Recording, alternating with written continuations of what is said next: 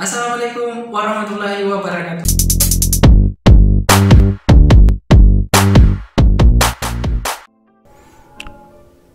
Pada kegiatan simulasi ini kita akan mensimulasikan bagaimana menggunakan SPSS untuk menganalisis secara statistik hubungan tiga buah variabel atau biasa dikenal dengan korelasi ganda. Di sini untuk korelasi ganda saya ingatkan kembali bahwa kita akan menganalisis hubungan antara sebuah variabel dengan dua atau lebih variabel lainnya. Ini berbeda dengan korelasi sederhana maupun korelasi Spearman-Brown, bahwa variabel yang digunakan ini cukup ada dua. Namun pada korelasi ganda ini kita menggunakan lebih dari atau melibatkan lebih dari dua variabel ya. Kemudian untuk korelasi ganda ini tentunya data yang digunakan adalah data interval ataupun rasio. Oke, sekarang ada beberapa kasus atau kondisi biasanya untuk korelasi ganda ini dikaitkan dengan sebuah variabel terikat Y dan dua variabel independen atau variabel bebas lainnya atau X1 dan X2. Namun kalau seperti ini, kebebasan dari sebuah variabel atau keterikatan sebuah variabel ini tidak akan mencerminkan, menurut saya ya, tidak mencerminkan akan adanya hubungan yang lain. Apakah kita akan melihat hubungan X1 dan Y serta X2? Itu tidak bisa seperti ini, tidak akan bisa dilakukan. Ini cuma akan menganalisis satu kemungkinan hubungan, yakni Y dan dua variabel lain. Sementara untuk analisis yang saya gunakan ini, saya murni menggunakan tiga variabel bebas, yakni X1, X2 dan X3, sehingga kemungkinan untuk melihat hubungan pengaruh dari dua variabel ke satu variabel tertentu ini akan bisa dilakukan sebanyak tiga kemungkinan. Sehingga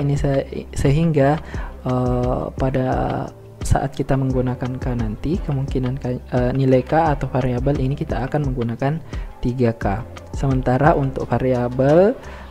K untuk variabel yang menggunakan sebuah variabel terikat dan dua variabel bebas, itu kemungkinan K-nya adalah 2. Sehingga pada saat perhitungan manual kadangkala orang agak sedikit bingung mengapa ada K yang 2 sementara di perhitungan lain K-nya ada 3. Oke, seperti itu secara singkat ya mengenai variabel yang digunakan pada korelasi ganda. Oke, langsung saja untuk kegiatan ini kita akan menganalisis tiga buah variabel, yakni X1, X2 dan X3 sebagaimana simulasi yang kita lakukan pada Microsoft Excel sebelumnya. Oke, saya ingatkan kembali bagi kalian belum menonton video sebelumnya terkait penjelasan maupun simulasi dengan menggunakan Excel, saya sarankan untuk menonton video sebelumnya ya. Oke, baik, kita lanjutkan untuk tahapan awal. Seperti pada semua tahapan-tahapan analisis statistik, tentunya kita harus membuat dulu rumusan hipotesis ya. Hipotesis dari penelitian ini, yakni H0 dan H alternatif atau hipotesis alternatif. Oke, jadi untuk kegiatan kali ini kita hanya akan menggunakan satu jenis hubungan ya. Di sini di hipotesis nolnya sesuai dengan soal sebelumnya, bahwa kita akan menganalisis hubungan antara sikap spiritual dan terhadap kedisiplinan, sikap spiritual dan kedisiplinan dengan kejujuran. Oke, seperti itu. Jadi untuk sikap spiritual ini adalah X1, kedisiplinan di sini adalah X2, sementara kejujuran adalah X3. Oke. Selanjutnya kita akan melakukan analisis menggunakan korelasi ganda. Oke, seperti biasa hipotesisnya di sini dikatakan bahwa tidak ada hubungan yang signifikan antara sikap spiritual dan kedisiplinan dengan kejujuran. Sementara untuk hipotesis alternatif ini dikatakan ada hubungan sikap spiritual dan kedisiplinan dengan atau terhadap kejujuran. Di sini untuk hipotesis statistik secara secara matematis atau simbolis dikatakan rohnya sama dengan 0 untuk hipotesis 0, sementara hipotesis alternatifnya dikatakan bahwa rohnya tidak sama dengan 0 atau ada hubungan antara dua variabel terhadap satu variabel, yakni kejujuran. Oke, selanjutnya adalah melakukan uji statistik. Oke, uji statistik yang kita gunakan ini menggunakan statistik. Oke, menggunakan uji korelasi ganda ya, dengan cara sama. Terlebih dahulu kita akan mengcopy variabel yang ada di sini. Oke, semua data, kelompok data ini saya copy. Oke, setelah kita mengcopy semua variabel yang ada di Excel ini, maka kita buka SPSS. Oke, ini masih ada variabel yang tadi, kita buat variabel baru, kita Ctrl N, kemudian kita paste di bagian ini. Oke, setelah ini, setelah kita mempaste di data view, maka kita masuk ke variabel view. Oke, di sini ada X1, ada X2, ada X3. Sorry, untuk variabel X1 di sini ini adalah variabel kejujuran. Kemudian variabel X2 adalah sikap spiritual, dan di sini adalah kedisiplinan. Oke, saya koreksi tadi ya, bahwa yang yang ingin kita lihat hubungannya bukan X3 terhadap X12, tetapi X1 terhadap X2 dan X3.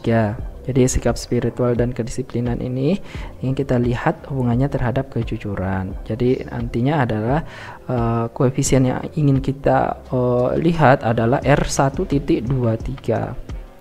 Oke, untuk measurementnya di sini kita menggunakan scale karena data yang digunakan adalah data interval ya, atau rasio. Oke, sekarang setelah kita mengubah ini kita ubah jadi 0 saja untuk desimalnya. Oke, kita ubah semua jadi 0. Oke, sekarang kembali ke data view. Di sini kita telah memiliki 3 set data, ada X1. X1 ini adalah kejujuran, X2 adalah sikap spiritual, dan X3 adalah kedisiplinan. Sekarang kita akan menganalisis hubungan X1 terhadap X2 dan X3 ini, atau bisa sama saja X2 X3 ini terhadap X1, sama saja ya. Intinya X1 ini yang sendiri. Artinya yang ingin kita analisis adalah koefisien korelasi ganda R1.23. Ini untuk analisis, langkah analisisnya kita masuk ke menu analyze, kemudian kita masuk ke regression, kemudian kita masuk ke linear. Jadi saya ingatkan di sini kita tidak menggunakan menu atau submenu correlate lagi, tapi kita menggunakan regression linear. Oke, untuk correlate ini hanya untuk bivariat saja ya, dan untuk satu juga untuk korelasi parsial. Sementara untuk korelasi ganda kita akan menggunakan menu regresi linear. Oke, sekarang kita klik, maka akan muncul data seperti ini. Oke, sekarang di sini ada banyak ya. Di sini ada bagian dependent, di sini ada independent. Dependent ini kita bisa mengisi satu variabel yang kita ingin lihat hubungannya dengan dua variabel lain. Sini kita akan melihat kejujuran terhadap dua variabel lainnya. Artinya kejujuran ini kita pindahkan ke variabel dependent, sementara dua variabel lainnya ini kita blok juga, kita pindahkan ke variabel independent. Oke, perlu kita ketahui meskipun di sini posisinya dependent independent, namun ini perlu kita ketahui bahwa data yang kita gunakan ini bukan Y maupun Y dan X ya, tapi semuanya X, sehingga ketiga variabel ini bisa kita kombinasikan seperti itu. Selanjutnya ini pada bagian statistik. Oke, ini tidak perlu lagi kita acak tidak perlu kita tidak perlu diubah, tetap semestinya kalian ingin mengubah signifikansinya, di sini kalian bisa menggunakan signifikansi lain. Saya perlu jelaskan bahwa confidence interval level ini berkaitan dengan signifikansi. Apabila kalian menggunakan signifikansi 5%, maka confident interval levelnya ini adalah 95%. Oke, jadi ini sama saja dengan 100 dikurang 5%, hasilnya 95%. Kemudian jika kalian ingin menggunakan misalkan 1%, maka confidence interval levelnya adalah 99%. Seperti itu. Berhubung di sini kita hanya menggunakan signifikansi yang umum yakni 5%, maka kita tidak usah centang ini karena secara otomatis kita menggunakan SPSS menggunakan 5% ya untuk confidence intervalnya. Selanjutnya kita ketik continue aja, kemudian kita klik OK. Oke, yang mana yang perlu kita baca pada bagian ini tentunya ada dua ya. Yang pertama di sini R dan R square sudah adjusted R square standard error of ini. Kemudian pada bagian ANOVA ya. Jadi yang perlu pada bagian regresi ini atau tabel regresi yang kita lakukan untuk korelasi ganda ada dua.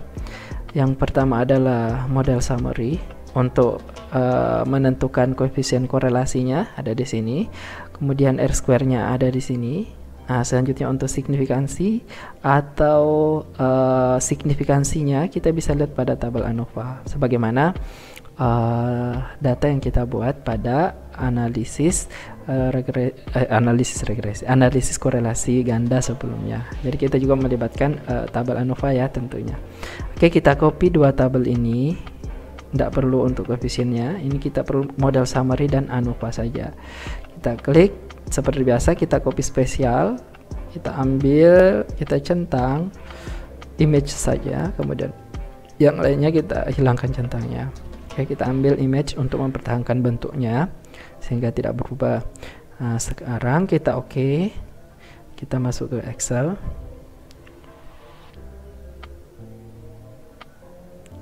Di sini kita paste.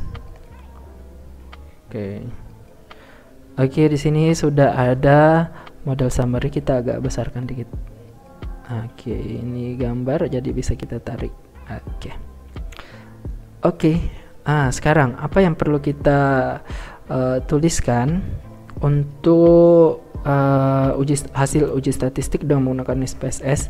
Di sini kita bisa ambil nilai rohnya ya. Saya copy saja di sini untuk roh atau kita tulis R ya. Ini yang lazim kita gunakan adalah R1 titik, saya kasih jarak, artinya indeks R1.23. Ini nilainya sama dengan berapa?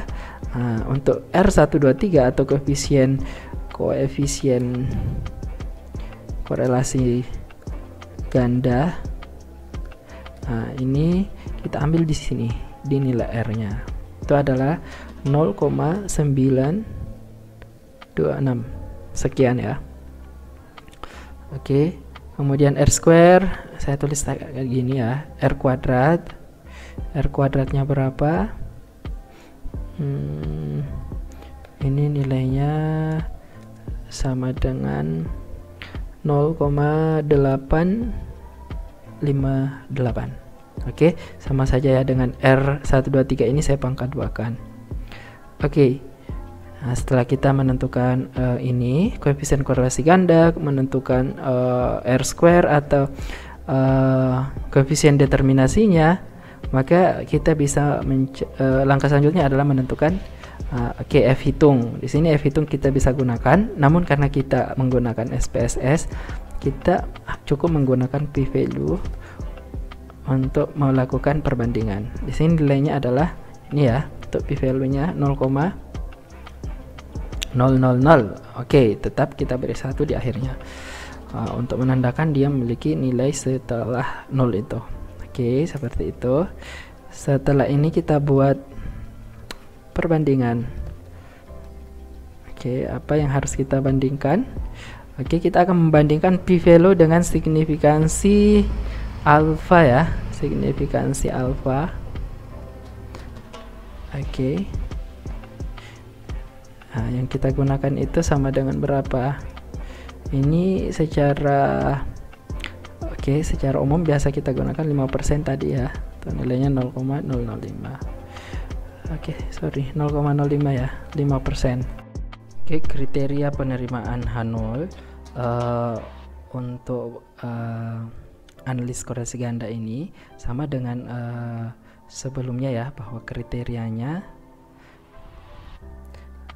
penerimaan H0 itu jika H0 diterima ya, jika p-value nilainya lebih daripada signifikansi alfa. Oke, saya copy sama aja. Oke, signifikansi alfa. Oke, sekarang kita lihat bahwa nilai p-value yang kita peroleh adalah 0,001. Artinya p-value yang nilainya 0,001 ini nilainya kurang ya, nilainya kurang dari signifikansi. Oke, nilainya kurang daripada signifikansi alfa yang kita gunakan itu 0,05. Artinya apa? Di sini H0 ditolak. Oke, setelah kita membuat perbandingan dan mengetahui hipotesis apa yang diterima, maka kita membuat langkah selanjutnya adalah membuat kesimpulan.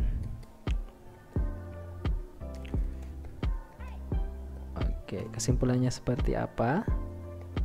Oke, seperti ini ya. Bahwa berdasarkan analisis yang dilakukan dapat diketahui bahwa H0-nya ditolak sehingga H1-nya yang diterima.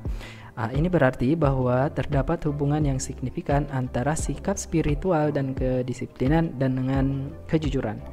Jadi dari analisis yang kita lakukan ini dapat diketahui pula bahwa sumbangan perubahan yang diberikan oleh variabel spiritual dan kedisiplinan oleh ini sebesar 85, ini nilainya 85,73 atau sama saja nih ya, 85,8% terhadap kejujuran. Nah, selebihnya atau sekitar 14,27% lainnya ini dipengaruhi oleh variabel lain. Artinya apa? Kedua variabel ini atau variabel spiritual dan kedisiplinan memiliki sumbangsi yang kuat terhadap kejujuran. Dengan kekuatan hubungan ini bisa dilihat dari korelasinya itu besar ya, kekuatannya positif, kekuatan positif yang kuat. Sementara ini sumbangsinya ini dari koefisien determinasi atau ini 0,858 sama ya. Oke, demikian penjelasan mengenai korelasi ganda yang bisa kita paparkan menggunakan SPSS. Ini agak lebih sederhana daripada manualnya ya. Oke, saya pikir ini bermanfaat, mudah-mudahan ya bermanfaat. Jika ada pertanyaan atau komentar silahkan dibubuhkan atau dituliskan pada kolom komentar. Jangan lupa ya di like jika kalian merasa video ini berguna untuk kalian. Kemudian jangan lupa untuk di share dan di subscribe tentunya. Oke, saya akhiri. Assalamualaikum warahmatullahi wabarakatuh.